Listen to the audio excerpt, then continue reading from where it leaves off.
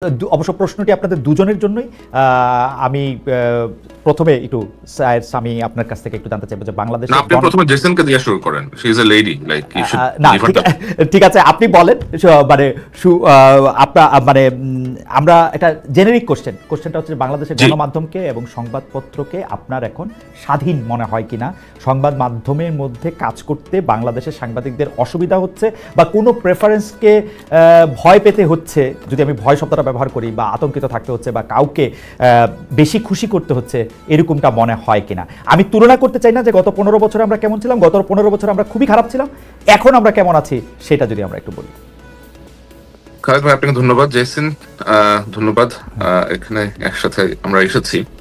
আসলে বাংলাদেশের গণমাধ্যমের সংবাদ স্বাধীনতা, গণমাধ্যমের কাজ, সাংবাদিকরা কিভাবে কাজ করছেন, তাদের উপরে কোনো রকমের খড়গহস্ত, কোনো রকমের কন্ট্রোল আছে কিনা, এই জিনিসগুলোকে আমাদেরকে অনেকভাবে ভাগ করতে হবে আর কি। এখানে তো একটা হচ্ছে সরকার পক্ষের একটা চাপ থাকে, মালিক পক্ষের একটা চাপ থাকে, বর্তমানের যে ক্ষেত্র সেখানে বিভিন্ন পার্টি ইনভলভ আছেন, তাদেরকে সেইগুলা থেকেও আপনার চাপের সম্মুখীন হতে হয়। সুতরাং আপনি যে বাংলাদেশের সংবাদ মাধ্যম স্বাধীন আছে অথবা মুক্ত আছে, গণমাধ্যম মুক্ত আছে, এটা আসলে মনে করার কোনো সুযোগ নাই আর কি। আপনি দেখবেন যে আগস্ট থেকে এখন পর্যন্ত অনেক রকমের সংবাদ বাংলাদেশের গণমাধ্যমে এসেছে, বিশেষ করে বিশেষ কিছু পত্রিকা যেগুলো বিশেষ কিছু শিল্পগোষ্ঠী ওন করে থাকে, তারা এমন চটকদার সব কার্যক্রম করেন যা সাংবাদিকতার মানদণ্ডে আমার মনে হয় না যে কোনোভাবেই উত্তীর্ণ হয় আর কি।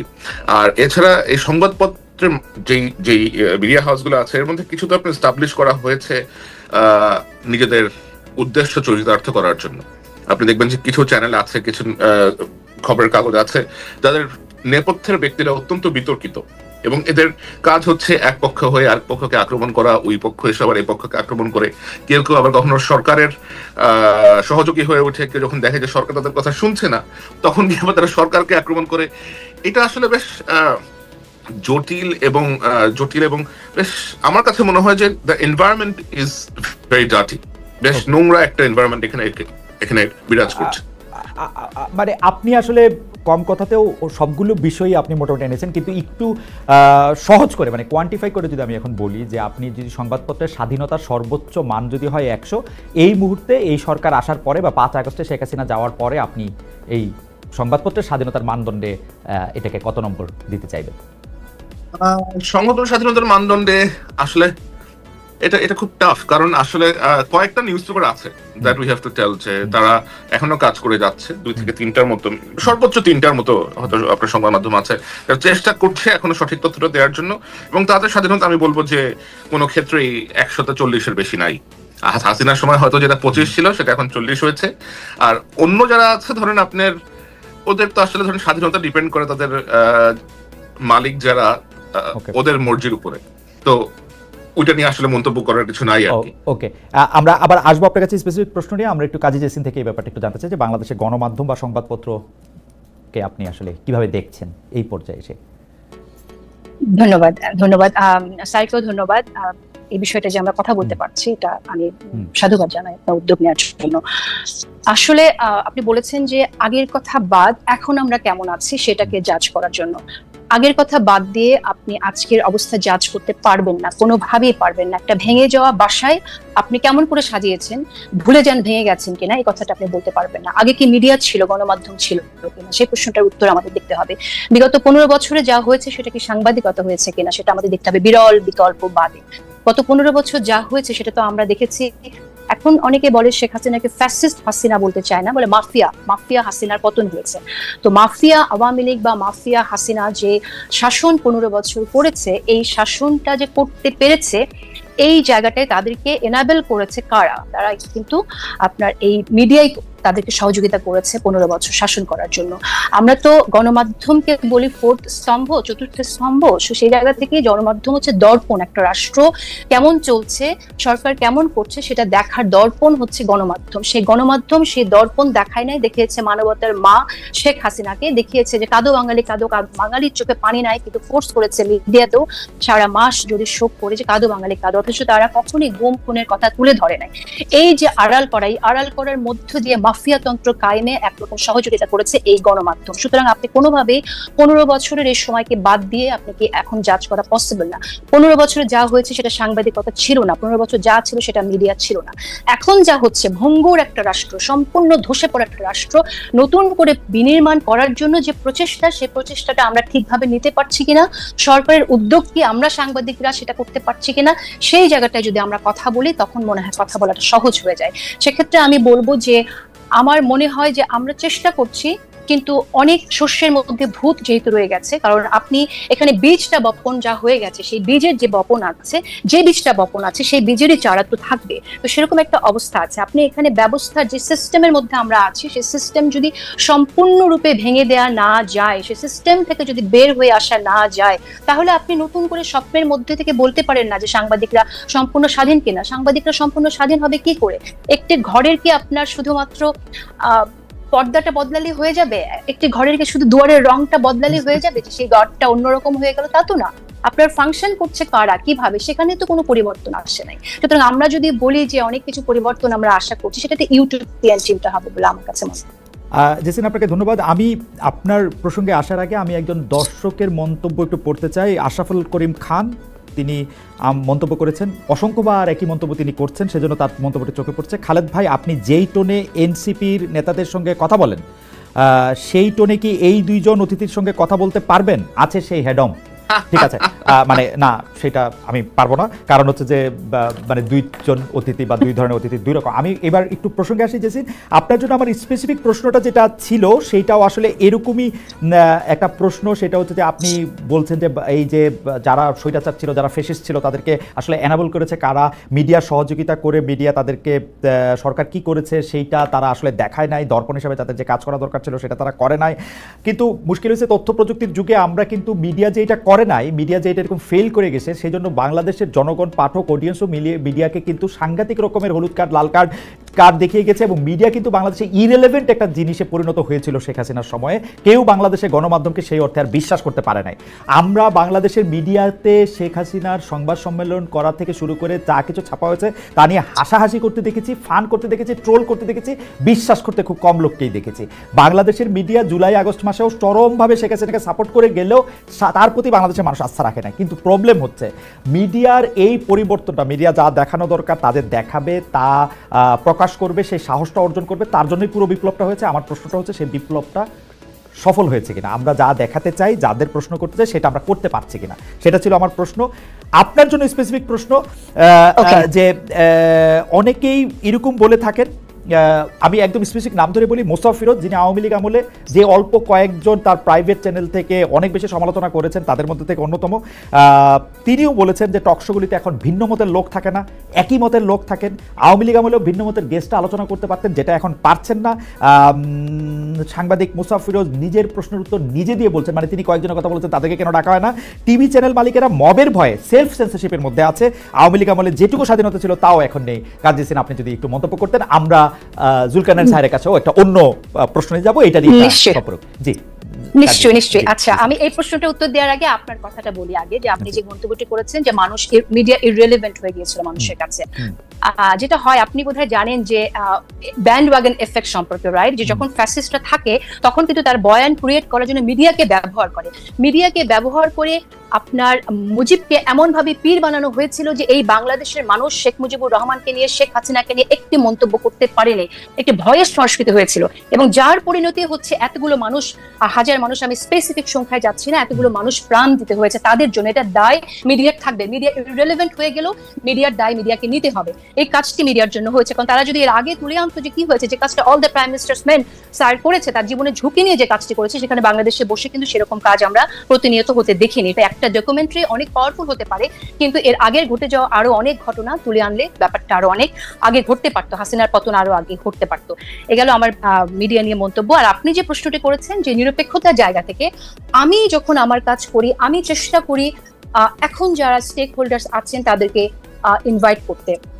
আমাদের অনেক সমস্যাই হয়, আপনি নিজে হোস্ট করছেন একটা অনুষ্ঠান, নিজে পরিচালনা করছেন, আপনি জানেন যে কি ধরনের চ্যালেঞ্জ ফেস করতে হয়, অনেকের সাথে বসতে চায় না, এই ধরনের প্রবলেম থাকে। তারপর আমার জায়গা থেকে আমি মনে করি যে আমি যতটুকু চেষ্টা করছি সেটা আমি সৎভাবেই চেষ্টা করছি সবার পার্টিসিপেশন রাখার জন্য। আমাকে শোনা এরকম মন্তব্য শুনতে হয় যে আমি আমার প্রোগ্রামে শুধু কেন এত এনসিপির নেতাদেরকে কেন ডাকি, তারা তো ছাত্র, তারা তো অল্প বয়স, তাদের সাথে অনেকে বসতে চায় না, আপনি কেন ডাকেন? আমার শুনতে হয় এরকম মন্তব্য। আমার এরকম মন্তব্য শুনতে হয় যে আমি অনেক জামাতে নেতাদের ডাকি, কিন্তু আমি তাদেরকে ডাকি এজন্যই যে গণ অভ্যুত্থানের যারা স্টেক হোল্ডার্স, আমি মনে করি তাদের ভয়েস, তাদের ইনক্লুসিভনেস আমাদের মেনটেন করা, ম্যানেজ করা দরকার যে কোনো ভাবেই হোক আমাদের আলোচনার মধ্যে।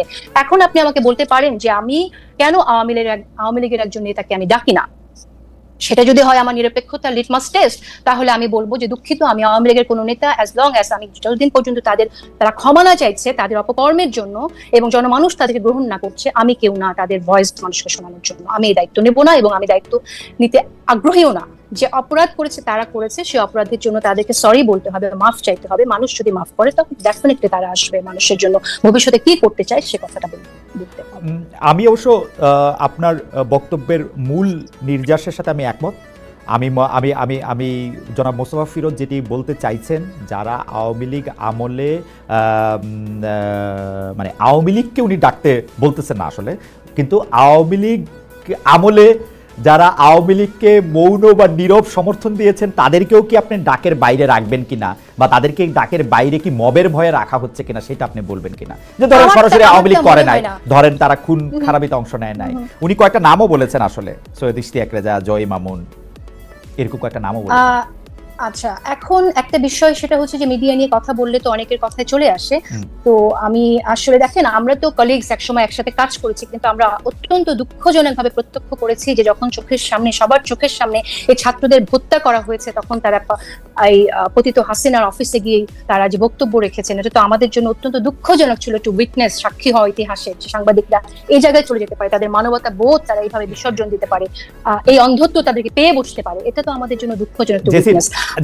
আমি আপনাকে এই জায়গায় একটু থামাই, কারণ আমার দ্বিতীয় প্রশ্নটার মধ্যে যে আপনার এই সাংবাদিকদের যে শেখ হাসিনার সাথে যে তাদের সম্পর্ক, তাকে যে আসলে আপনি প্রথমে যে অ্যানাবল করার কথাটা বলেছেন, সেটার ক্ষেত্রে আপনার যে জায়গা, সেটা অন্য পেশাজীবীদের ক্ষেত্রে একই রকম কিনা সেটা নিয়ে আমরা দ্বিতীয় প্রশ্নে আসবো। আপাতত একটু স্যারের কাছে যাই। যে স্যার, আপনি একজন পেশাদার সাংবাদিক, আপনার অনুসন্ধানের মাধ্যমে, সোর্সের মাধ্যমে রাষ্ট্রের দুর্নীতি, অসঙ্গতির অনেক ডকুমেন্টস আপনার হাতে আসে, সেগুলি কিছু আপনি নিজের সোশ্যাল মিডিয়াতেও তুলে ধরেন। তার মানে ব্যক্তি আপনার সঙ্গেও একটা সংবাদ মাধ্যমের একটা প্রতিযোগিতা আছে, যে মানে আপনি যেটা আসলে আপনার প্রতিষ্ঠান থেকে তুলে ধরছেন না, এমন অনেক কিছু আপনার ব্যক্তি জায়গা থেকে আপনি এটা তুলে ধরছেন। এই যে আপনার সঙ্গে আপনি সহ অন্য আর যারা এই প্রকাশ করার ক্ষেত্রে নিজস্ব প্ল্যাটফর্ম ব্যবহার করতেছে, সেইটার সঙ্গে কি গণমাধ্যমের একটা প্রতিযোগিতা হইতেছে? এবং এই প্রতিযোগিতাটা কি মানে সম প্রতিযোগিতা, অসম প্রতিযোগিতা? এই প্রতিযোগিতার মধ্যে, কারণ আমি সাংবাদিকতার এতটুকু বুঝি, যা কিছু এডিটেড না তা কিছু জার্নালিজম না। এখন যদি কোনো কিছু মানে এইটা আপনি আসলে কিভাবে আপনি এটা দেখবেন? কারণ অনেক সময় তো এরকমও হইতে পারে, আমি জাস্ট আরেকটা লাইন বলি, অনেক সময় তো এরকম হইতে পারে যে আপনি হঠাৎ করে ক ব্যক্তিকে খুব অপছন্দ করতে শুরু করলেন। যদি আপনি ক ব্যক্তিকে অপছন্দ করতে শুরু করেন, তখন দেখা যায় যে ধরেন ক আর খ দুইজনের ব্যাপারেই আপনার কাছে তথ্য আছে, আপনি সিলেক্টিভভাবে শুধু ক এর বিরুদ্ধে রিপোর্টটা আপনি প্রকাশ করলেন। এটা হইতে পারে কিনা বা এটা হচ্ছে কিনা এখন? থ্যাংক ইউ খালিদ ভাই। আমার মনে হয় এটা একটা খুবই গুরুত্বপূর্ণ প্রশ্ন আপনি আমাকে করেছেন, এবং এটা উত্তর দেওয়ার জন্য আপনার মাধ্যমে, আপনার থেকে আর ভালো কোনো মাধ্যম হয়তো আসবে না আমার সামনে, অথবা আই ডোন্ট নো। তো আমার যে অর্গানাইজেশন আমি কাজ করি, আল জাজিরা মিডিয়া নেটওয়ার্ক, এখান থেকে আমি আমার যে ডেস্ক, আমি যে বিষয়ে কাজ করি তা হচ্ছে দক্ষিণ এশিয়া, বাংলাদেশ, মায়ানমার, ভারত, অনেক সময় আরো অন্যান্য প্রজেক্টও আমাকে কাজে লাগানো হয়। বাট যেহেতু আমি বাংলাদেশ থেকে আসছি এবং বাংলাদেশের বিষয়ক সাংবাদিকতা করেই আমার এই পথে যাত্রা শুরু, তো অবশ্যই ন্যাচারালি বাংলাদেশের বিভিন্ন নিউজের প্রতি আমার আগ্রহ অনেক বেশি থাকে। আর লোকজন যেহেতু আমাকে চেনে, অনেকেই আমাকে চেনে, বিভিন্ন সেক্টর অনেকে আমাকে চেনে, অনেকে আমার কাছে বিভিন্ন রকমের তথ্য প্রমাণ সহ পাঠিয়ে থাকে। এখন ন্যাচারালি আমার আল জাজিরাতে কোনো বাংলা ডিভিশন নাই, এবং এখানে আপনার বিভিন্ন রকম নিউজের আমাদের কাছে আসতে থাকে প্রতিনিয়ত, এবং বাংলাদেশ কেন্দ্রিক নিউজই সবসময় করা সম্ভব না। এটা এটা এটা এটা বেশ অসম্ভব একটা বিষয় আর কি। আর ডকুমেন্টারি করতে অথবা একটা নিউজ স্টোরি করতে আমাদের সময় লাগে, অনেক অনেক ওয়েটিং লাগে। তারপরেও আমি যখনই সময় পেয়েছি আমি আল জাজিরা ছাড়াও অন্যান্য মাধ্যমেও আমার রিপোর্ট আমি করেছি। নেত্র নিউজের জন্য করেছি, ওসিসিআরপির জন্য করেছি, দ্য টাইমসের জন্য করেছি, হারেসের জন্য করেছি, এরকম আরো অনেকের জন্যই আমি রিপোর্ট করেছি। বাংলাদেশের মানব জমিনের জন্য কয়েকটা রিপোর্ট আমি লিখে দিয়েছি। বাট যেটা হয় সেটা হচ্ছে যে আমার কাছে যা আসে, আমার পক্ষে এগুলা যেহেতু বাংলাদেশের কোনো পত্রিকা গ্রহণ করতে রাজি হয় না, এখন কেন তারা রাজি হয় না সেটা একটা বেশ বড় প্রশ্ন। কারণ আমি অনেক সময় জিজ্ঞেস করেছি, অনেক এডিটরদের সাথে আমার কথা হয়েছে, তারা বলেছে যে মালিক ঝামেলা করতে পারে, মালিক পছন্দ করবে না, অথবা সরকার আমাদেরকে চাপ দিতে পারে, চাপ দিয়ে নিউজ তুলে নিবে, অনেক প্রবলেম করতে পারে, আমাদের হয়তো ওয়েবসাইট ডাউন করে দিবে, আমাদের জার্নালিস্টকে ভয় দেখাবে। তো আমার কাছ থেকে আসা রিপোর্ট এখনো পর্যন্ত অনেকেই বেশ ভয় পান আর কি। আমার মনে হয় একটা আতঙ্কে থাকেন যে আমার নামে অ্যাফিলিয়েটেড হয়ে গেলে কোনো না কোনো ভাবে যদি তারা ক্ষতিগ্রস্ত হন। কারণ আমার অনেক রিপোর্ট হয়তো অনেকের বিপক্ষে গেছে, অনেকে এটার দ্বারা ক্ষতিগ্রস্ত হয়েছেন, অনেকে কিছুটা হয়েছে like somehow some people goat affected, এবং তারা কোনো না কোনো ভাবে বিভিন্ন পত্রিকা মিডিয়া ওদের সাথে সম্পৃক্ত। তো আমার প্রেজেন্স থাকলে তারা মনক্ষুণ্ণ হবেন। তো আমি যেটা করি, যেগুলো বেশি গুরুত্বপূর্ণ, একেবারেই যেগুলো বেশি গুরুত্বপূর্ণ, যেগুলো যাওয়া উচিত মানুষের কাছে, আমি নিজেই একটু সময় বের করে ওই সেই রিপোর্ট গুলা অথবা সেই ডকুমেন্ট যা কিছু আসে একটু যাচাই বাছাই করি। আর আমার তো অবশ্যই বাংলাদেশে একটা নিজস্ব কিছু লোকজন আছে যারা আমার জন্য এই ফ্যাক্ট চেক গুলা করেন অথবা খোঁজ নেন, বিভিন্ন দপ্তরে গিয়ে আপনার সত্যতা ভেরিফিকেশন করে আসেন। তো সেই মেকানিজমটা আমার আছে, বাট আমি ওটা সামনে আনতে চাই না, because I don't want two risk. না, আপনি অবশ্যই সামনে আনবেন না স্যার, আপনি তাকে প্রোটেক্ট করতেই হবে। আমার মানে এক লাইনে, এবং সেগুলো আমি এডিট করেই নরমালি প্রকাশ করে থাকি। আর আমার মনে হয় যে আমি ফেসবুকে যেটা করি এটা আসলে সাংবাদিকতা না, আমি তো ফেসবুক সাংবাদিকতা করতে আসি নাই। আমার সাংবাদিকতা অন্য জায়গাতে হয়, যেটা আমার কাছে আসে, এটা আমার কাছে চলে আসে তথ্য, এবং আমার মনে হয় যে মানুষের জানা প্রয়োজন, পিপল শুড নো, আমি শেয়ার করে দিই। আমি শুধু সাংবাদিকতার একজন মানে ছাত্র হিসাবে আমি আপনার কাছ থেকে এটা জানতে চাইবো যে ধরেন আপনি ফেসবুকেরটাকে আপনি সাংবাদিকতা বলতেছেন না, কিন্তু আপনাকে যখন মানে আরো 15-20 বছর পরে যখন কন্টেন্ট অ্যানালাইসিস করে আমাদের সময়টাকে ধরা হবে, তখন আপনি অবশ্যই একটা গুরুত্বপূর্ণ চ্যাপ্টার হিসাবে থাকবেন। তখন আপনার এগুলিকে আসলে কি হিসাবে ধরা হবে? কারণ আমি আপনাকে ঘটনাটাও বলি, তাহলে আপনি বুঝতে পারবেন।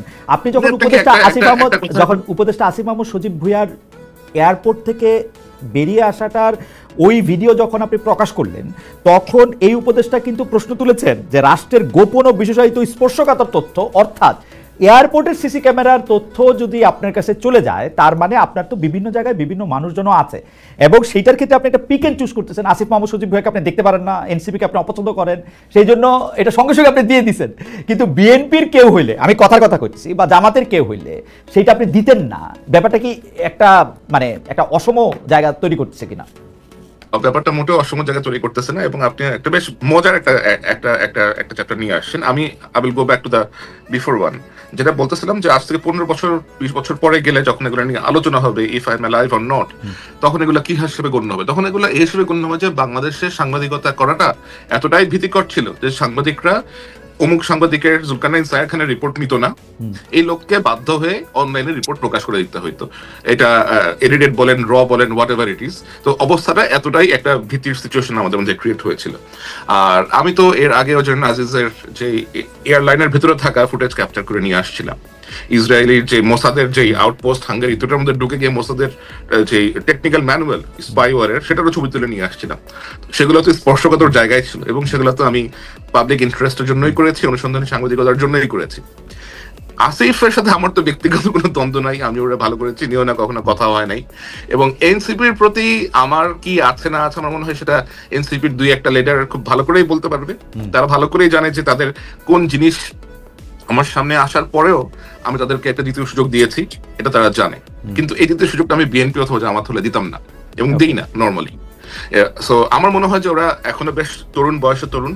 তারপরে আপনার কোনো বায়াস কারো এগেইনস্টে বা কারো পক্ষে এরকম কোনো বায়াস? আপনি ভুল কাজ করবেন, চুরি করবেন, দুর্নীতি করবেন, ধরা পড়বেন, সামনে আসবে, আমার কাছে আসবে, আমি আপনাকে শেয়ার করে দিব। সেটা আপনার সোশ্যাল মিডিয়া পোস্টিং এর ক্ষেত্রে আপনি কোনো বায়াস থেকে কোনো কিছু করতেছেন এরকম আপনার মনে হয় না? না, never I will never do that. আপনি যদি কোনো কিছু একটা অপরাধ পান কোথাও, আপনি আমার কাছে যদি এসে বলেন, এটা যদি কোনো বিশেষ বিশেষ ব্যক্তির বিরুদ্ধে যায়, এতে তো আমার কোনো কিছু যায় আসতেছে না, আমার তো কোনো মাস্টার নাই, তাই না? Like I don't consider anyone as my master or anyone as my boss or anything like that. আচ্ছা, আমি আবার একটু আসবো আপনার কাছে। আপনার ব্যক্তিগত পছন্দ অপছন্দগুলি বা আপনার সব মানুষেরই ব্যক্তিগত পছন্দ অপছন্দ থাকে, আপনার প্রতি ব্যবহার দিয়েও আপনি আসলে অনেক সময় আলোড়িত হতে পারেন, সেইটার ক্ষেত্রে আপনি কি করেন সেটা নিয়ে আমি আরেকটা প্রশ্ন করতে আসবো। আমি একটু জেসিনের কাছে আসি। জেসিন, আপনি সাংবাদিকদের কথা দিয়ে আপনি আসলে শুরু করতেছিলেন, বিগত প্রেক্ষাপট আপনি তুলে ধরেছেন এবং দর্শকরাও আপনার কথা অনেকেই অনেক বেশি পছন্দ করেছেন। আমি যে বিষয়টি শুধু আপনার সামনে আনতে চাই যে বিগত 15 বছরের ফ্যাসিস্ট আমলে খালি তো এইটা হয় নাই যে সাংবাদিকরা এরকম করছে, আপনি অন্য পেশাজীবীদের ক্ষেত্রে যদি আমি বলি, সব ক্ষেত্রে তো এরকম হয়েছে। আমরা আমলাদেরকে দেখছি, আমরা বিচারকদেরকে দেখছি কেউ পায়ে ধরে সালাম করতেছেন, আমলাদেরকে দেখছি যে তারা ধরে নিয়ে আসতে বলে বাইধা নিয়ে আসতেছেন, তারা অতিরিক্ত যেটাকে বলে হচ্ছে মানে যাইছে তাই করতেছেন। ব্যবসায়ীদের ক্ষেত্রে কেউ কেউ কবিতা বলতেছেন, গান বলতেছেন, প্রথম নাকি শেষ কি জানি, কেউ কেউ এরকম বলতেছেন কার ঘাড়ে কয়টা মাথা, যে শেখ হাসিনা ডাক দিলে যাবে না বলতেছেন। তাদের প্রতি তো আপনার এত কষ্ট, এত বিতৃষ্ণা, এত বিরক্তি দেখি না। সাংবাদিকরাই কেন মানে আপনার এত বিরক্তির মূলে তাদেরকেই কেন আপনি এনবলার বলবেন, যেখানে আমরা দেখতে পাচ্ছিলাম যে তাদের তো এত বড় ক্ষমতা ছিল না? আমি আমি আমি ব্যাপারটা এরকম বলি যে তেলবাজি যে করছে এবং তেলবাজি করতে করতে যে এইটাকে মোসাহিবির চূড়ান্ত সীমাও যে অতিক্রম করছে, এতেও আমার কোনো আপত্তি নাই, কিন্তু এইটাকে কি ফৌজদারি অপরাধের আওতায় আনার সুযোগ আছে? আমরা কিন্তু দেখতে পাই যে অনেকেই হত্যাকাণ্ডের মামলার আসামি, আমরা কিন্তু অনেকেই দেখতে পাই যে তারা একেবারে অপাঙ্ক্ত এবং অন্য কিছুতে পরিণত হচ্ছে। এটা আমাদের সাংবাদিকতার স্বাধীনতার জন্য বা স্বাধীন সাংবাদিকতার জন্য ভালো হচ্ছে কিনা? জি। আচ্ছা, প্রথমত আমরা কথা বলছিলাম গণমাধ্যম নিয়ে, মিডিয়া নিয়ে, যে কারণেই আসলে সাংবাদিকদের মিডিয়া নিয়ে কথা হয়েছে, সাংবাদিকদের ভূমিকা নিয়ে কথা হয়েছে। আর আমলাদের বিষয় নিয়ে তো আমরা অনেকবারই বলেছি, আমি তো আমার অনুষ্ঠানে আমি অনেকবারই আলোচনার এনেছি যে আমলারা যা করেছে, এবং আমরা এরকম শুনি যে বিভিন্ন লেয়ারে আওয়ামী লীগ টেস্ট করে করে তাদেরকে প্রমোশন দেওয়া হয়েছে। আমি একজন উপদেষ্টাকে নাম উল্লেখ না করে জিজ্ঞাসাই করেছিলাম সে একই আমাদেরকে নিয়ে তারা নতুন বাংলাদেশ গড়বে কি করে। তো দামোক্ষটা ছিল এরকম যে বদলানো সম্ভব না, কারণ এর পরের যে লেয়ার সেটাও আওয়ামী লীগ, তারপরের লেয়ার সেখানেও আওয়ামী লীগ, এরকম 5টা লেয়ারেও সে চেক করে দেখেছে সবই আওয়ামী লীগের। সো এরকম একটা সিচুয়েশনে সরকার কাজ করছে। ডেফিনেটলি আমরা বারবার বলছি এটা যে সরকারের উচিত যেখানে তদন্ত করা কারা আসলে আওয়ামী লীগের হয়ে কাজ করেছে এবং কাদের বিরুদ্ধে তদন্ত করলে, যাদের বিরুদ্ধে তদন্ত করলে প্রমাণিত হবে তাদের বিরুদ্ধে ব্যবস্থা না, সেটা আমরা বারবারই বলছি এবং বলবো। বিচারের ক্ষেত্রেও তাই, এটা আমরা দেখেছি কিছু পরিবর্তন এসেছে, নতুন বিচারক নিয়োগ করা হয়েছে এবং যারা বিচার ব্যবস্থার দায়িত্বে আছেন, আইন উপদেষ্টা আছেন, অ্যাটর্নি জেনারেল আছেন, তারা এই কাজটা করছেন বলে জানি। আরো ব্যাপকভাবে করা দরকার, কিন্তু যেহেতু আমরা গণমাধ্যম নিয়ে কথা বলছি সেজন্য গণমাধ্যমের বিষয়টি এসেছে। আপনি একটা বললেন যে এটা তো ফৌজদারি অপরাধ না, ফৌজদারি অপরাধ কিনা সেটা আপনি বলতে পারেন না, আপনি নিজে যদিও আইন নিয়ে আপনার বিশেষ জ্ঞান আছে বলে আমি জানি, তারপরও আমি বলছি, কারণ আমরা যদি ইতিহাসের দিকে দেখি তাহলে রুয়ান্ডাতে কি হয়েছে, হুতুরা যে গণহত্যা চালিয়েছে তুৎসিদের উপরে, সেখানে হুতুরা কিন্তু একইভাবে মিডিয়াকে ব্যবহার করছে। বাংলাদেশে যেরকম শেখ হাসিনা সরকার মিডিয়াকে ব্যবহার করেছে যে একটা শিবির ধর ধৈরা জবাই কর, বিএনপি হলেই ছাত্রদল হলেই ধরে ধরে জেলে ভর মার। তো এই যে একটা অবস্থা আমরা দেখেছি, স্লোগান হিসেবে যদিও শিবিরের ওই স্লোগানটা পপুলার হয়ে গিয়েছিল, কিন্তু গুম কোন করতে তো আমরা বিএনপির নেতা কর্মীকেও আমরা দেখেছি যে নিয়ে গেছে, গুম হয়ে গেছে, ফিরে আসেনি, এই ঘটনাটা ঘটেছে। তো তখন কিন্তু আমরা কোনো প্রতিবাদ দেখি নাই। তো সেম যেটা আমি রেফারেন্স দিচ্ছিলাম, রুয়ান্ডাতে কিন্তু একই ঘটনা ঘটলো এবং রুয়ান্ডাতে আপনার হুতুকে কি বলবো সমর্থন যোগানোর জন্য, তাদের প্রোপাগান্ডাকে সমর্থন যোগানোর জন্য সেখানে RTLM নামে একটি রেডিও স্টেশন ছিল, সেই রেডিও স্টেশনের মালিকের কিন্তু মৃত্যুদণ্ড হয়েছিল যে শুধুমাত্র এই প্রোপাগান্ডা ছড়ানোর জন্য। এবং তার ওখানে যে কথাটা বলেছিল যে আমরা শুনতে পেয়েছি সেখান থেকে এরকম বাণী দেয়া হয়েছে সেই রেডিও থেকে, go clean, the grave is not yet fulfilled. হ্যাঁ, মানে কবরটা এখনো ভরে নাই, যাও আরো মারো।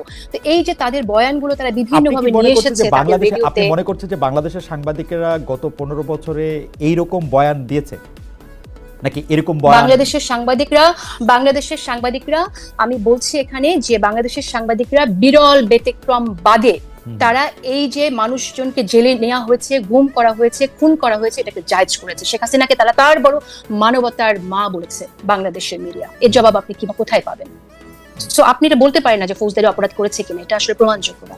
আমি এখানে একটু অ্যাড করতে চাই, if you allow me two.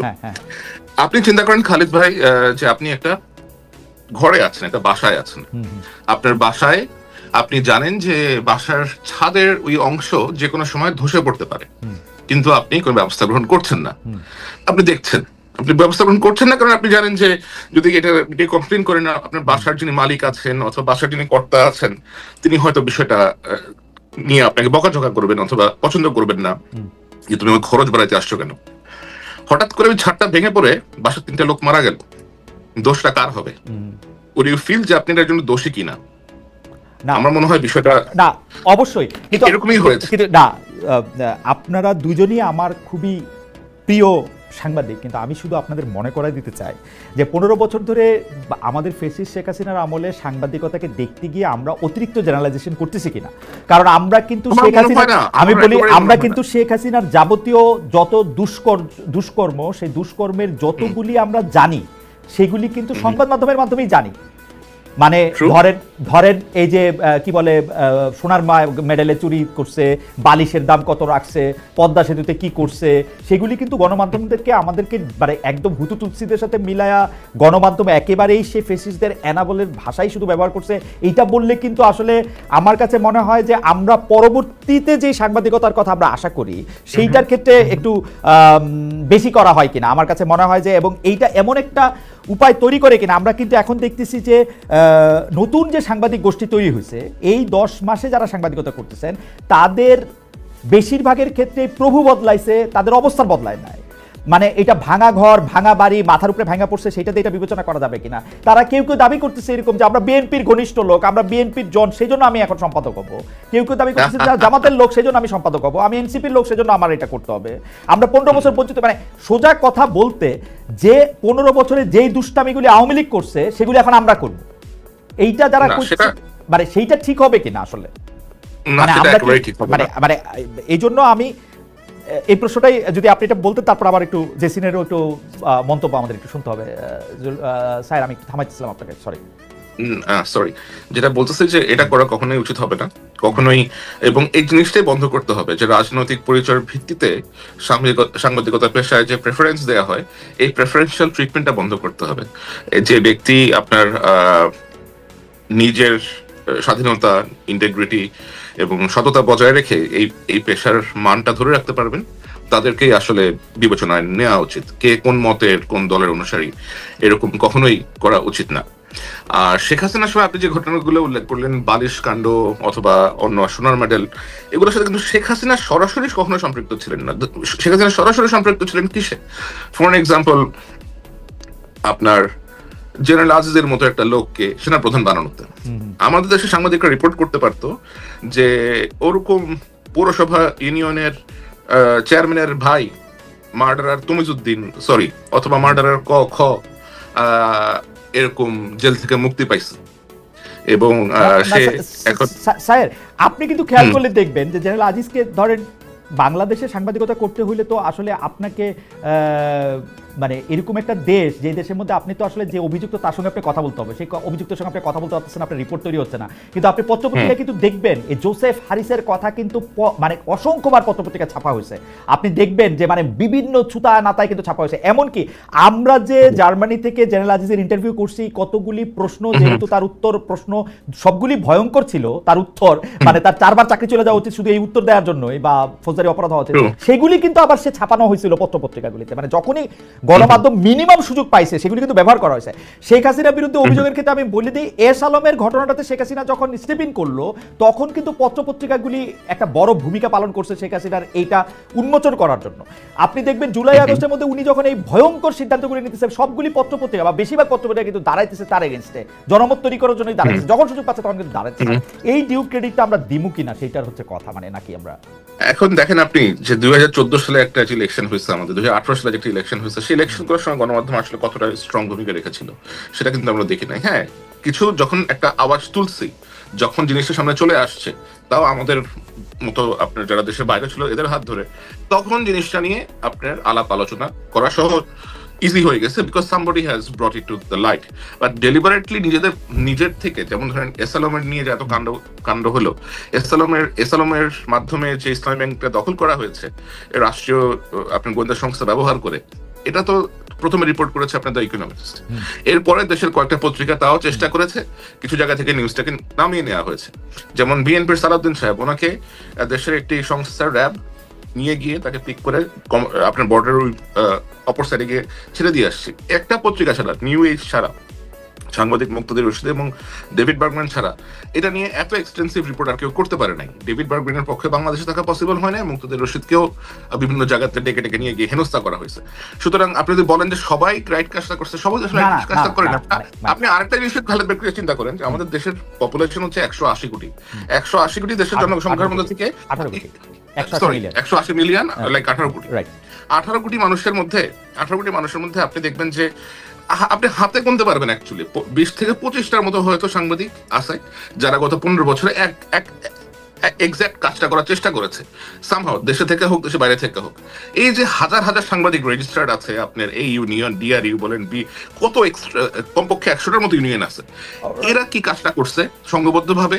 Editors guild বলেন, এডিটরস এই বলেন, প্রতিটা সংগঠন আমরা এটা একদম মুখস্থ বলতে পারি যে এবারে যারা সংগঠন করে করছে প্রধান কাজই ছিল সরকার প্রধানকে আসলে, যেটিকে আমরা তেলবাজি বলতেছি, ওইখানে গিয়ে আপনি মা, আপনি বাবা, আপনি আমাদের সব, আপনি আমাদের সোনামণি, এগুলো কি সাংবাদিকদের ভাষা হওয়া উচিত? না, একেবারে উচিত না, একেবারে উচিত না। আমি এই ব্যাপারে আপনার সাথে শতভাগ একমত। আমি একটু কাজে যেছি, এবং এই ফোরামগুলো যদি স্ট্রং হইতো, এই ফোরামগুলোর যদি একটা শক্ত পদক্ষেপ নিত, তাহলে তো আর এরকম হতো না। ফোরামগুলো যদি সাংবাদিকদের মধ্যে সাহসের সঞ্চার করার চেষ্টা করতো, তাহলে তো আর নিশ্চয়ই এমন হতো না। আপনি ডিজিটাল সিকিউরিটি কেস দিতে পারেন একটা সাংবাদিকের নামে, আপনি 1000 সাংবাদিকের নাম দিতে পারবেন ডিজিটাল সিকিউরিটি কেস একসাথে, সেটা আপনি করতে পারবেন। আচ্ছা, এটাতে একটু কাজী হোসেনের মন্তব্য একটু শুনি। আমাকে যদি মনে হইতে থাকে, আমি একটু মাঝখানে বলে দিই, মানে দর্শকরা তো এত দ্রুত অনেক সময় সিদ্ধান্ত চলে আসে না, এবং বিভিন্ন জায়গা থেকে কেটে কেটে এটার মধ্যে বলেন। আমার কিন্তু মনে হয় গত 15 বছরে আমরা সবচেয়ে বেশি যে জায়গায় ফেল করছি সেই জায়গাটার নাম সাংবাদিকতা। সাংবাদিকদেরকে যদি আমি পরীক্ষার খাতা দেখতে নাম্বার দিতাম, আমি 10-এ অন্য সাবজেক্টে নাম্বার কেটে দিতাম, মানে শূন্য তো দিতামই। আমার স্যার যেমন আমি অঙ্ক কম পারতাম বলে সেটাতে তো শূন্য দিত, ইংরেজি থেকেও 2 নাম্বার কেটে দিত, ওরকম অন্য জায়গা থেকেও আমি 2 নাম্বার কেটে দিতাম। আমার অবস্থান সেটা। কিন্তু ঘটনা হচ্ছে বর্তমানে আমরা যে সাংবাদিকতার যে জায়গাটাতে আসি সেই জায়গাটা থেকেও যদি একটু বলেন যে এটারই ধারাবাহিকতায় আর কি আমার অবস্থান। কিন্তু মানে আমি কিন্তু আপনাদের সাথে একদম একমত, সাংবাদিকতা আমাদের ব্যর্থতা নিয়ে, সম্মিলিত ব্যর্থতা নিয়ে আমি একদম একমত।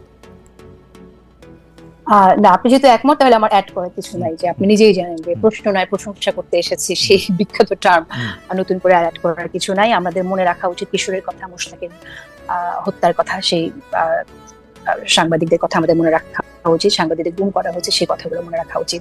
আর সংবাদ মাধ্যমে একটু অ্যাড করি শুধু, সেটা হচ্ছে যে খুব অল্প বিস্তর যে সমালোচনাটা করলে সহ্য করবে, কিছু না সমালোচনা করলে তো টেকা যাবে না, সেরকম একটু সমালোচনা করেই কিন্তু হয়েছে। মূল জায়গাগুলোতে অ্যাটাক করে যে জায়গাটা আসলে তুলে আনা দরকার সে কাজগুলো করা হয়নি। আয়নাঘরের কথা মানুষ জানা সত্ত্বেও কিন্তু আনতে পারেনি, কোনোভাবে ইনিয়ে বিনিয়েও আনতে পারে নাই। এখন সাংবাদিকতার কথা যদি বলি যে আমরা আসলে এখন কেমন আছি, আমার তো মনে হয় যে মূল জায়গাটাই তো নষ্ট হয়ে গেছে। মূল জায়গাটা যখন নষ্ট হয়ে গেছে, এটা ঢেলে সাজানো ছাড়া তো সুপারফিশিয়াল, যাই হবে সুপারফিশিয়াল। আপনি উপর থেকে একজন ব্যক্তি পরিবর্তন হলে, দুজন ব্যক্তি পরিবর্তন হলেই তো হবে না, পুরো সিস্টেমটাই তো করাপ্ট।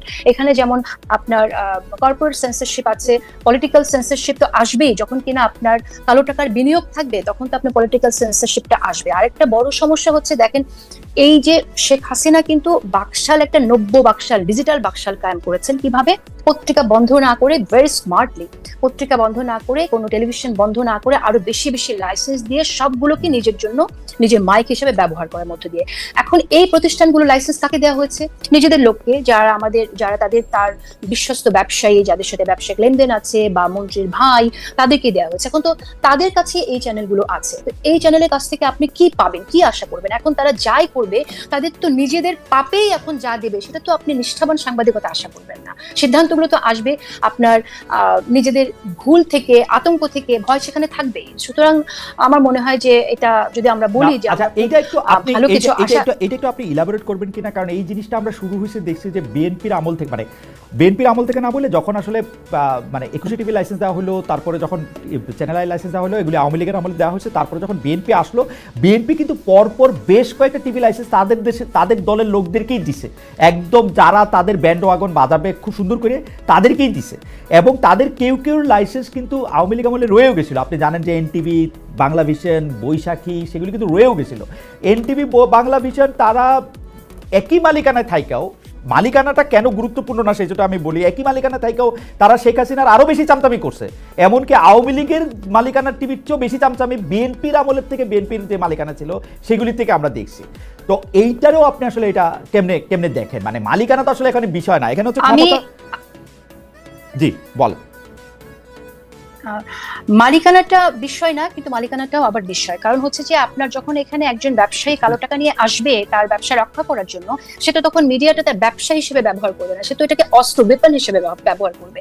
সুতরাং এখানে মালিকানাটা ব্যাপার। আপনি আর যে চ্যানেলের কথা বললেন, প্রত্যেকটা চ্যানেল, যেমন আমি বাংলাভিশনের কথা নিয়ে এসেছেন, বাংলাভিশন চ্যানেলটা কিন্তু আমার জন্য যে পরিমাণ তারা নিয়েছে, টেনশন নিয়েছে, চ্যানেলটা বন্ধ হয়ে যেত যদি আমাকে, তো তারা টানা একটা বছর থ্রেট দিয়েছে শো বন্ধ করার জন্য, তাদের পক্ষে কথা বলার জন্য। যখন আমি কোনোভাবেই রাজি হই নাই তখন কিন্তু তারা চ্যানেলটা বন্ধ করে দিত, শুধুমাত্র চ্যানেলটা বাঁচানোর জন্য শেষ পর্যন্ত আমার শোটা স্যাক্রিফাইস বন্ধ করে দিতে হয়েছে, এবং আমি দিয়েছি সেটা সেই সময়।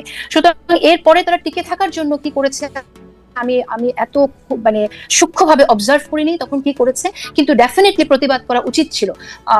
আমি আবারও বলবো যে একজন প্রতিবাদ করলেই আসলে এক জায়গা থেকে প্রতিবাদ করলেই হয়, শুরু হয়ে যায়। কারণ সবাই যদি একই জায়গায় যেতে থাকে তখন কিন্তু মানুষ, মানে আমার কাছে শাসকরা আর ওই কাজটা করতে পারে না, ঐক্যবদ্ধ হয়ে থাকা। আমার মনে হয় যে আপনার বক্তব্যের সাথে আমি একমত, কিন্তু আমার অভিজ্ঞতাটা যেহেতু একটু আলাদা সেজন্য আমি বলি যে আমি এরকম শুনতাম যে ডিজিএফআই উমুককে নিতে মানা করছে, আমি নাম ধরে বলি কারণ এগুলো সব ইউটিউবে আছে, যে আসিফ নজরুলকে নিতে মানা করছে, সায়ন্তকে নিতে মানা করছে। আমি যেইটা শুনতাম মানা করছে, বাজারে গিয়া ওই লোককেই আমি নিতাম, ওই লোককে আমার অনুষ্ঠানে ডাকতাম, ওইখানেই তার সাথে আমি কথা বলতাম। আমি জীবনে কোনোদিন ডিজিএফআই আমাকে কোনো ফোন করে নাই, জীবনে কোনোদিন আমাকে কোনোদিন আমার কোনো মালিক আমাকে জীবনে কোনোদিন বলে না যে তুমি এই অনুষ্ঠানগুলি তো ইউটিউবে আসে, আমারে কোনোদিন বলে না যে এইটা তুমি করতে পারবা না। সো আমি এটা না, মানে এইটা আমি আপনার তাহলে শক্তি অনেক বেশি ছিল সেই তুলনায়, আমি হয়তো অনেক দুর্বল ছিলাম। আমি নিশ্চয়ই আমি দুর্বল ছিলাম। কারণ হচ্ছে আমি একটু বলি এখানে, সেটা হচ্ছে আমার যখন কোনো কাজ নাই, আমি মাসের পর মাস, বছরের পর বছর এখানে যাই সেখানে যাই আমাকে একটা কাজ দেওয়ার জন্য, তখন আমি একজনকে বলেছিলাম যে সে তো বলতে পারে, আমি একটু বললে তাদের সমস্যা কি, তখন বলেছে তার শক্তি অন্য জায়গায়। এই কথাটা কিন্তু আমি শুনেছিলাম, আমি নাম উল্লেখ করছি না। সুতরাং আমি বলছি আমি জানি না আমার শক্তি বলতে আমি এটা বুঝি যে আমার কোনোদিনই কোনো সরকারের কাছে চা কফি খাইতে হয় নাই, আমারে কোনোদিন ডিজিএফআই ইফতারি গিয়ে বসে থাকতে হয় নাই। আমার শক্তি জায়গা আমি বুঝি যে আমার একটা থানার ওসি বদলানোর ক্ষমতা ছিল না, ওইটাই আমার শক্তি। দ্যাটস ওয়াই আমি কোনোদিন যেহেতু পাওয়ারফুল ছিলাম না সেহেতু আমি কোনোদিন পাওয়ারহীন হই নাই আর কি, এটা আমি বুঝি। ওসি বদলানোর শক্তি ছিল কিনা সেই জায়গাটা আমি প্রেস ক্লাবে গেলে এই গল্প শুনতাম যে সাংবাদিকরা ফোন করলে নাকি ওসি বদলায় যায়। আমি প্রেস ক্লাবে গেলে আমিও শুনেছি কিন্তু সেই প্র্যাকটিসটা কোনোদিন আমিও করিনি, কখনোই না। সো ওটা বলতে চাইছি না, আমি বলতে চাই যেটা যে সত্যতার সাথে যদি সাংবাদিকতা কেউ করতে চায় তাহলে সে করতেই পারে, কিন্তু তার পাশে মানুষকে থাকতে হয়, প্রতিষ্ঠানকেও থাকতে হয়, সেটা আমি পাশে পাই। সেই জায়গা থেকে প্রতিষ্ঠানে থাকাটা খুব জরুরি, সেটা খুবই জরুরি। এবং প্রতিষ্ঠানের যদি মালিক হয় আরো পাওয়ারফুল, তখন তার শক্তিটা হয়ে যায় আরো বেশি। হয়তো সেটা আমার ছিল না, সেজন্য আমি হয়তো পারি না। আমি যে টেলিভিশনে কাজ করতাম সেই টেলিভিশনের মালিক ছিলেন সালমান এফ রহমান। সেজন্য আপনার পাওয়ার অনেক বেশি ছিল। আমি সালমান এফ রহমান, আপনাদের মনে আছে 2018 সালে তিনি একজন ফরেস্ট কুকসন বোধহয় একজন জরিপকারী আমেরিকান একজনকে ডেকে এনে তিনি একটা জরিপ করালেন, যেখানে দেখা গেল আওয়ামী লীগের সাংঘাতিক ভালো সম্ভাবনা, 200 নাকি 250 আসন পাবে 2018 ইলেকশনে। আমি ফরেস্ট কুকসনকে ডাইকে আমার টেলিভিশনে কিন্তু জিজ্ঞেস করছিলাম যে আপনি যে সালমান এফ রহমানের টাকা নিয়ে এটা করলেন, এটা যে একটা কনফ্লিক্ট অফ ইন্টারেস্ট হচ্ছে, কারণ উনি এখন ইলেকশন করতেছেন, এটাকে আপনি বোঝেন? That I could do. এখন খালেদ ভাই, now I will have to step in. আমি তো শুনলাম এতক্ষণ সালমান এফ রহমান কে actually, what he does. Okay, তার কাজটা কি? He is a power broker. He does behind the scene many activities which suggest that he has very deep entrenched connection with deep state. তার কাজই হচ্ছে এগুলা করা। সে সামনে একটা কাজ করবে, পিছনে আরেকটা কাজ করবে, আর আপনাকে যে সে ফ্রিডমটা দিয়েছে সেটা দিয়ে সে বলবে যে আমি তো প্রেস ফ্রিডম এনশিওর করেছি, দেখো আমার টিভিতেও নিয়ে যাওয়া হয়। এগুলা হচ্ছে সব তার। এটা নিয়ে আমি দ্বিমত করব না, কারণ উনি যখন এমপি হয়েছে কিভাবে বিএনপি নেতার মেয়েকে বিয়ে করে, কেন করে তারা? এই যে আমি আপনাকে দেখতে পারি না, আমরা সম্পর্ক করতেছি কি আপনার অপোজিশন পার্টির সাথে, so that you can have access to everywhere. এবং এভাবে কিন্তু এই ব্যক্তিগুলো এভাবে এই কার্ডগুলো খেলে আসছে বছরের পর বছর। আপনাকে তারা সুযোগ দিয়েছে ইন্ডিপেন্ডেন্ট টেলিভিশনে, আপনাকে জীবনে লাইক ওরা কল করবে না, মেবি কিন্তু আমারও মনে হয়েছে, আমি বলি আমারও মনে হয়েছে 2018 সালে উনি যখন এমপি হলেন সরকারের শেখ হাসিনার যখন উনি সরাসরি পদে যোগ করলেন, তারপরে কিন্তু আমি আর ইন্ডিপেন্ডেন্ট টেলিভিশনে থাকলাম না।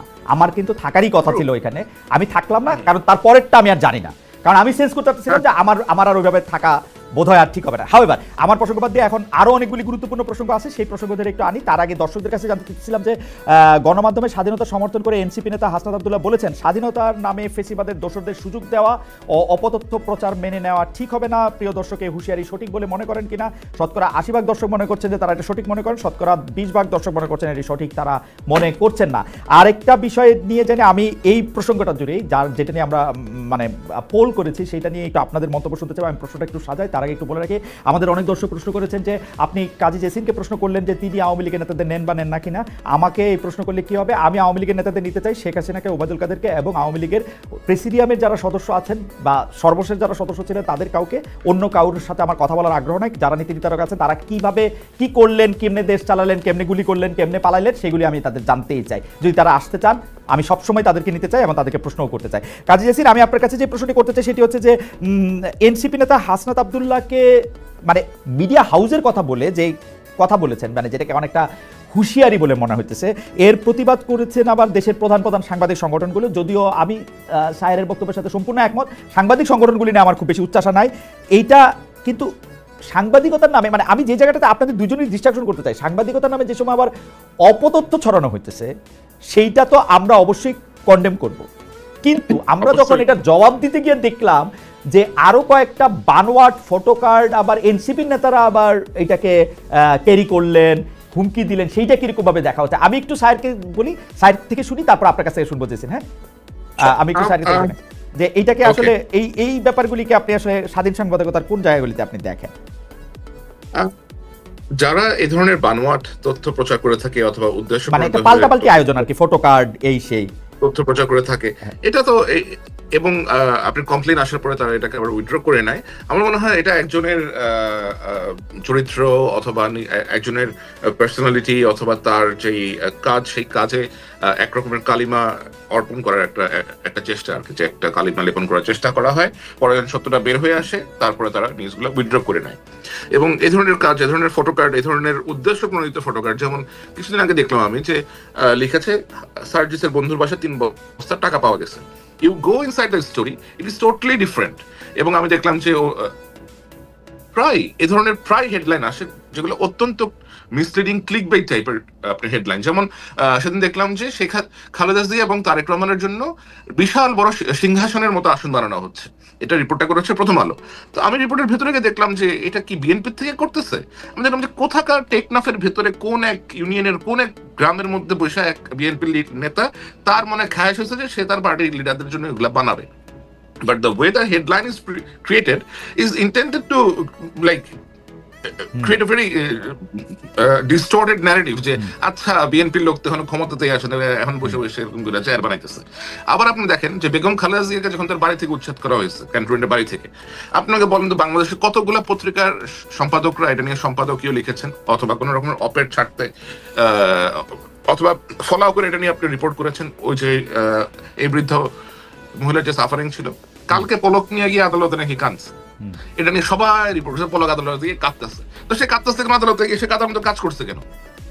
না, আপনার কাছে কি বর্ণনা যে পলক যে আদালত থেকে কাঁদতেছে, এটা যখন সাংবাদিকরা রিপোর্ট করতেছে বা গণমাধ্যমে গুরুত্ব দিয়ে ছাপা হইতেছে, সেটা এই কারণে যে দেখো খুনি ফ্যাসিস্টদের এখনকার অবস্থা দেখো, এটা বোঝানোর জন্য, এটা তো তারে খুশি করার জন্য না মনে হয় আমার। আমি পড়ে তো এটাই মনে হইলো, আমার পড়ে তো এটাই মনে হইলো যে মানে পলকের কি দুরবস্থা এটা দেখো, যে এই হয় এই হয়। তাহলে লাভটা হইলো কি? একটা হচ্ছে ফ্যাসিস্টের ভয় আপনি নতজন হইয়া তখন একজনের একটা বয়স্ক মহিলার কষ্টের কথাটা তুলতে পারলেন না, আর এখন ফ্যাসিস্ট কেন সাফার করতেছে এটারে আপনি ফলো করে দিতেছেন। আবার এটাকে কেউ কেন না, মানে এই হয় মানে দুষ্টের ক্ষয় শিষ্টের জয়, এটা দেখানোর জন্য। সেটা তো কেউ লিখে না। এই যে আপনি যে কথাটা এখন বললেন দুষ্টের ক্ষয় শিষ্টের জয়, কেউ কিন্তু এই শিরোনামটা করে নাই। বলছে যে আদালতে দাঁড়িয়ে অপলক কাঁদলেন পলক। আরে ভাই তুই এটা লেখ যে পাপের ফসল এখন সে ভোগ করতেছে, এটা কিন্তু কেউ লেখে না। লিখে কিন্তু আমি কিন্তু পড়ি যে ভিতরে টোনটা এটাই থাকে যে এক সময়ের প্রতাপশালী এইসব শব্দটা তো ব্যবহার করে, মাঝখানে ব্যবহার করে, ইন্টারনেট বন্ধ করে দিছিল, এগুলো ব্যবহারটা করে, আমি দেখছি করে। এক্স্যাক্টলি। আরেকটা হচ্ছে যে ইন্টারনেট যে বন্ধ করছে, ইন্টারনেটটা অ্যাকচুয়ালি কি বন্ধ করছে? ইন্টারনেট কি পলক সাহেব নিজের থেকে ইন্টেনশনালি বন্ধ করছে? তারা তো কেউ অর্ডার দিচ্ছে। তো তার নামটা আসে না কেন যে শেখ হাসিনা যে অর্ডার দিচ্ছে? এবং আমি এমন বিষয় শুনেছি যে শেখ হাসিনা এটা নিয়ে মজা করতেছেন যে করে তো দিছে বন্ধ, আমার আসার আগে আমি লাইক আমরা তো নামাইতে চাই, এরপরে যে সরকার আসবে সে ইন্টারনেট চালু করবে, থাকুক ইন্টারনেট বন্ধ, এরকম কথাবার্তা সে বলছে, রেকর্ডের মধ্যেই বলছে এগুলো। ওকে, আমি আমি আমি একটু কাজের কাছে যাই যে এই যে পাল্টাপাল্টি ফটো কাটগুলির আবার শেয়ার করা, এই অপতথ্য দিয়ে অপতথ্য মোকাবেলা করার চেষ্টা করা, সেটাকে আপনি কিরকম দেখেন? আর দর্শক আপনার কাছে একটু প্রশ্ন করেছেন যে খালেদ আপনি 10-10 দিয়েছেন, কাজী জেসিন আসলে এখনকার সাংবাদিকতাকে কত নম্বর দিবেন এটা তার কাছে জিজ্ঞেস করবেন, আমার কাছেও জানতে চাইছেন। আমি এখন 1-2 দিতে পারি। তারপরে হচ্ছে আমার প্রশ্নটা হচ্ছে যে এই যে সাংবাদিকতার নামে যে অপতথ্য ছড়ানো হচ্ছে, এইটা শুধু এনসিপির নেত্রীদের বিরুদ্ধে নয়, সামগ্রিকভাবে নারী ও শিশুদের নামেও আমরা এগুলি অনেক সময় দেখি, অমর্যাদা অবমাননা করে এটা দেখি। এই অপসাংবাদিকতা প্রতিরোধে কি সাংবাদিক সংগঠন বা সাংবাদিক নেতাদের আমরা সোচ্চার দেখি না কেন? এইটার কারণ কি? মানে এই সরকারের সময় আইসাও আর এই অপতথ্য দিয়ে অপতথ্য মোকাবেলাকে আপনি কিভাবে দেখেন? না, অপতথ্য দিয়ে তো অপতথ্য মোকাবেলা করা যায় না। অপতথ্য তো একটা মানে কোনোভাবে অ্যাকসেপ্টেবল না। সে অপতথ্যকে আবার মোকাবেলা করার জন্য আপনি যখন অপতথ্যকেই ব্যবহার করেন তখন তো আসলে অপতথ্যেরই জয় হয়ে যাচ্ছে। এটা অ্যাবসলিউটলি আনএক্সেপ্টেবল। আর আমার মনে হয় যে এখানে আসলে সংবাদ মাধ্যমের ক্ষেত্রে আমি বলবো যে ইউনিয়নে যারা আছেন তাদের আসলে ঐক্যের প্রয়োজন, মানে ঐক্যবদ্ধভাবে কাজ করা প্রয়োজন, যেটা আমার মনে হয় যে এখন আগের চেয়ে একটু হলে দেখা গেলেও তাদের আরো ভাবা উচিত যে গণমাধ্যমে যারা কাজ করছে তাদের সততার সাথে কাজ করার জন্য কি ধরনের এনভায়রনমেন্ট করা দরকার। কারণ গণমাধ্যমে আমরা দেখছি যে বিভিন্ন প্রতিষ্ঠানে বিভিন্ন রকম অবস্থা। আসলে কোনো কোনো প্রতিষ্ঠানে এতই সাংবাদিকরা আছে যারা বিভিন্ন সময় আওয়ামী লীগের অনেকের কাছে সুবিধা নিয়েছে এবং আওয়ামী লীগের পারপাস সার্ভ করেছে, তারা একরকম আতঙ্কের মধ্যে আছে। একটা মানুষ যখন আতঙ্কের মধ্যে থাকবে তখন এরকম একটা কাজ সে কিভাবে সততার সাথে যে কাজটা করতে হয়, নিষ্ঠার সাথে যে কাজটা করতে হয় সে কিভাবে করবে, সেটা তো প্রবলেমেটিকই হবে। তো ওই জায়গা থেকে আমার মনে হয় যে তাদের এনভায়রনমেন্টটা ক্রিয়েট করা দরকার। যারা আসলে আওয়ামী লীগের সাথে একসময় ছিল তারা যদি অনুতপ্ত হয়ে থাকে এবং তারা যদি আসলে সৎ সাংবাদিকতা করতে হয় তাদেরও এক ধরনের ট্রেনিং এর মধ্যে দিয়ে যাওয়া আমার মনে হয় নেওয়া প্রয়োজন নতুন করে। সুতরাং সেই জিনিসটা না করে আপনার যে আমি আবারও বলছিলাম সুপারফিশিয়াল কোনো কিছু হলে সেই প্রবলেমটা অবশ্যই থাকবে আর কি। আর এই যে প্রসঙ্গটা আপনি আনলেন, স্যারও বলল যে সার্জিসের বাসায় কার্ড পাওয়া গেছে, টাকা পাওয়া গেছে, কার্ড দেখলাম আমরা।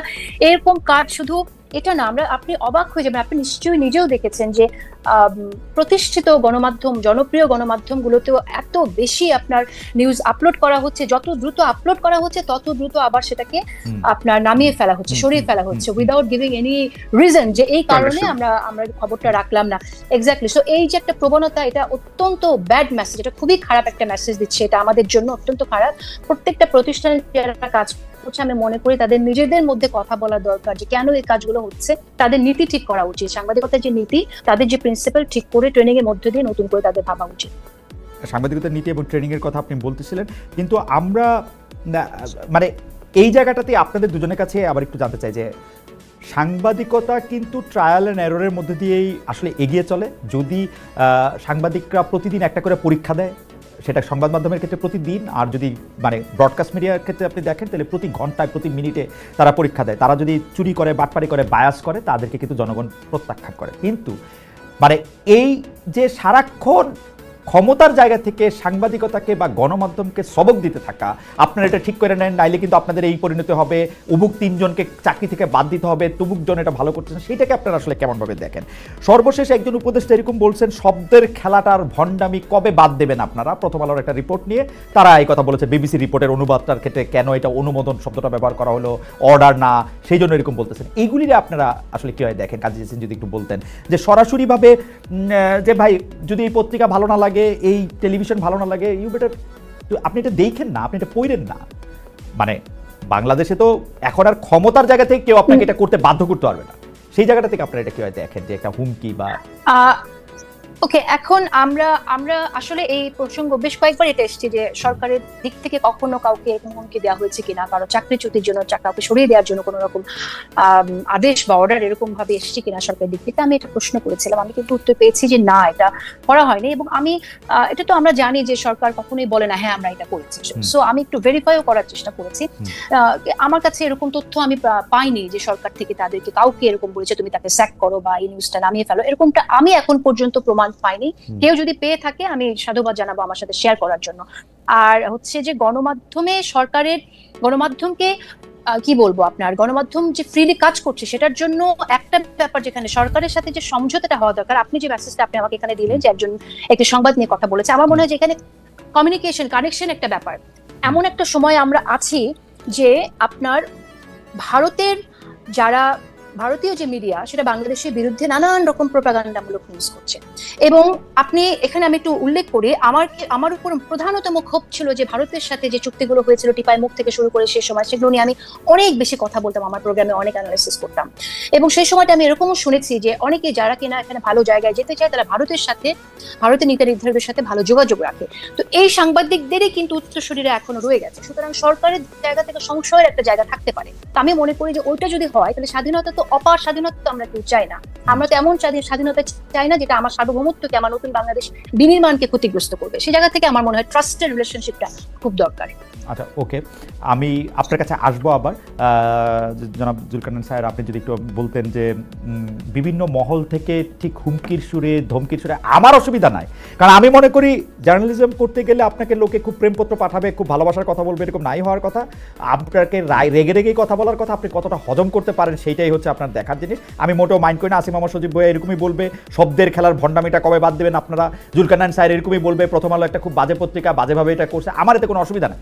কিন্তু আপনি এটাকে কিভাবে দেখেন? অনেক ক্ষেত্রে গণমাধ্যম নিজে খুব একটা ইন্টিমিডেটেড জায়গায় চলে যায় আর কি, সেলফ সেন্সরশিপের নাম করেও। আচ্ছা, জুলকারনাইন স্যার কখনো বলেন প্রথম আলো একটা খারাপ পত্রিকা। আমি বলেছি যে প্রথম আলো ন্যারেটিভ টুইস্ট করার চেষ্টা করে, ন্যারেটিভ অন্যভাবে বানানোর চেষ্টা করে, বেশি খারাপ হলো না, অসুবিধা নাই, খারাপ হলো গেলানোর চেষ্টা করে, এবং এটা তারা প্রায় করে, এবং এটা তারা এখনই প্রথম করছে না, এটা তারা অনেকদিন ধরেই করছে। আসিফ যদি বলে থাকে যে শব্দের খেলা, আমার মনে হয় তার এই পার্টিকুলার টেক্সটটা ওয়াজ নট এন্টায়ারলি রং। কারণ শেখ হাসিনা যেখানে বলেছে যে আমি অর্ডার দিয়ে দিচ্ছি, এটাকে তো আপনার পারমিশন বলে গা বাঁচানোর কোনো বিষয় না।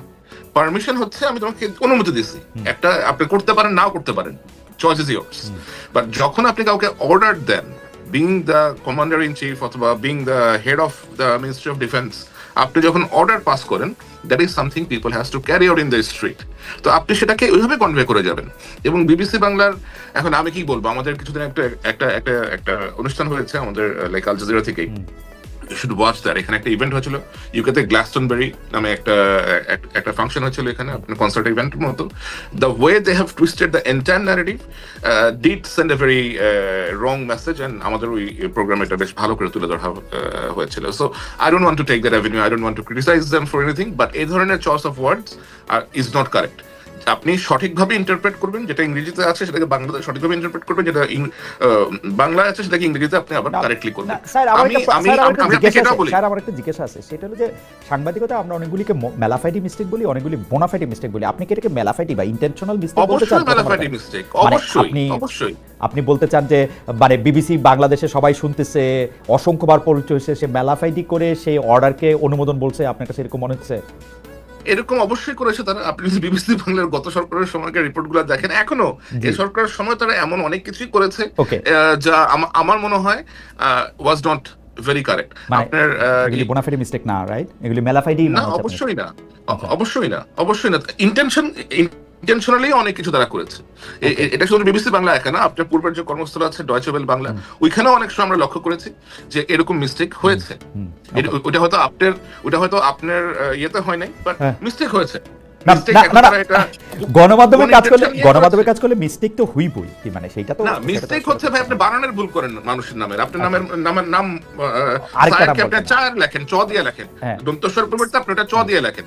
কিন্তু আপনি যদি বলেন যে সায়ের বাসা থেকে নিচে গেছে, আপনি যদি বলেন যে সায়ের বাসা থেকে নিচে গিয়ে দেখছে যে সে ওখানে গিয়ে বসে বসে বিড়ি টানতেছে, আমি তো বাসা থেকে নিচে গেছি, এখন যদি আপনি সিদ্ধান্ত নিয়ে নেন যে আমি বিড়ি টানতেছি, এটা তো হইল না, রাইট?